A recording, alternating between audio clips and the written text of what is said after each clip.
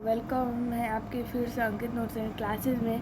तो हम इस वीडियो में आज देखेंगे पाठ मतलब काव्य खंड का पाठ पहला, रैदास संत रविदास के पद। तो हम पहले इसका लेखक परिचय पढ़ लेते हैं। तो हमारा ये आपको मिल रहा है अंकित नोट्स एंड क्लासेस। तो Ankit notes and classes like, subscribe और शेयर कर दीजिएगा ताकि आप हमारे नए से नए वीडियो आप तक पहुंचते रहें। तो बिना देरी करते हम शुरू करते हैं। तो लेखक हैं हमारे इस लेसन के संत रविदास जी। संत रविदास जी भक्ति काल के महान संत। वो भक्ति काल के महान संत थे, बहुत सारे काल आए थे। वो भक्ति काल के महान संत थे और निर्गुण भक्ति धारा के प्रमुख कवि थे। निर्गुण मतलब बिना किसी मूर्ति ऐसे भी हर आदमी को समान मानते हुए वो पूजा करते थे। निर्गुण और सद्गुण में एक फ़र्क होता है। सद्गुण मतलब होता है कि मूर्तियों को पूजना, भगवान में आस्था रखना। ये ऐसे ही भगवान को पूजते थे बिना किसी चीज़ में उन्हें ढूंढे। उन्होंने अपनी रचनाओं के माध्यम से उन्होंने अपने रचनाओं के माध्यम के प्रति सच्ची भक्ति, प्रेम, समानता और मानवता का संदेश दिया है। लेखक के कुछ प्रमुख बिंदु हम देख लेंगे अब, मतलब उनका जन्म स्थान, जन्म काल हम ये आज देखेंगे। तो यहाँ से हम ये देखेंगे।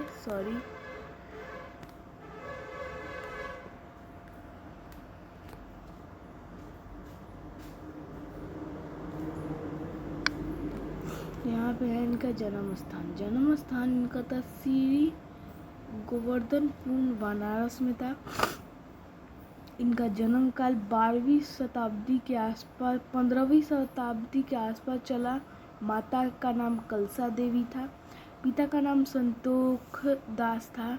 इनके गुरु संत रामानंद थे। इनकी शिष्य मीराबाई थी। मीराबाई को तो आप लोग जानते ही होंगे। भक्ति निर्गुण भक्ति थे। जाति ये चमकार जाति के थे। इनकी प्रमुख विशेषता ये थी कि सच्ची भक्ति, प्रेम और समानता और मानवता का वो संदेश देते थे। भाषा लोक भाषाओं और सरल एवं सहज प्रयोग करते थे। इनकी बाहरी आडंबर जाति पाति का विरोध करते हुए मन के पवित्र सच्ची भक्ति को सबसे अधिक महत्व दिया। मतलब जात पात सबका विरोध करते हुए अपने मन की जो इसको अपनाया अपनी ज़िंदगी में। इसके हम मतलब बुक के क्वेश्चंस देख लेते हैं।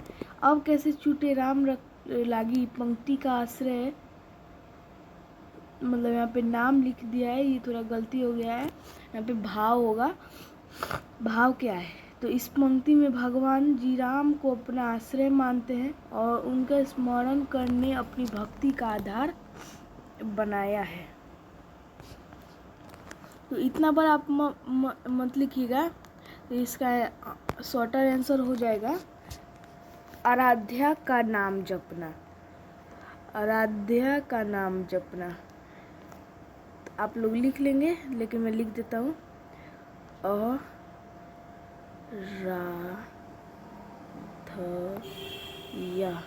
आराध्या का नाम। ये अच्छा नहीं लग रहा होगा तो मैं इसे हटाता हूँ थोड़ा। मैं आप लोग को इसको शॉर्टर आंसर देता हूँ। तो मुझे लगा कि आप लोग को इससे परेशानी हो सकती है, इसीलिए मैंने ऐसे में आपको ये दिखा दे रहा हूँ। तो हम इसमें क्वेश्चन आपको नहीं है, लेकिन आंसर आपको सबसे छोटे फॉर्म में मिल जाएगा। बड़े फॉर्म में नहीं दिया है मैंने, वो बड़े फॉर्म में आ गया था। तो पहला का आंसर हो जाएगा आराध्या का नाम जपना। दूसरे का यहाँ पे आश्रय और आश्रित है। यहाँ पे सहारे की जगह आश्रय और आश्रित होगा। भक्त का आराध्या का मेल जीवन को अलग करना। तीसरे का। चौथा का आराध्या से अटूट बंधन। पांचवे का आराध्या के चरणों में सच्चा आश्रय। छठे का जहाँ जहाँ जाओ तुम्हारी पूजा। यहाँ पे आश्रय कर दीजिएगा और ये हमारा मेरे तर्क का आंसर हो जाएगा। तो अगला है हमारा भावार्थ, मतलब भावार्थ के नीचे क्वेश्चन है, क्या क्वेश्चन था, हाँ, अर्थ और भाव, मतलब क्वेश्चन में जो है उसका अर्थ बताना था, उसकी भाव बताने थे।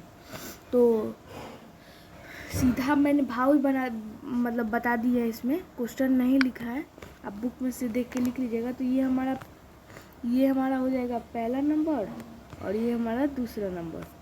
तो इसे हम पढ़ते हैं। संत रविदास अपनी रचनाओं के भगवान के प्रति गहरी श्रद्धा और प्रेम व्यक्त करते हैं, मतलब अपनी जो रचना करते हैं उसके प्रति, भगवान के प्रति अपनी गहरी प्रेम व्यक्त करते हैं, अपना सर्वस्व उन्हें अपना जीवन दाता मानते हैं।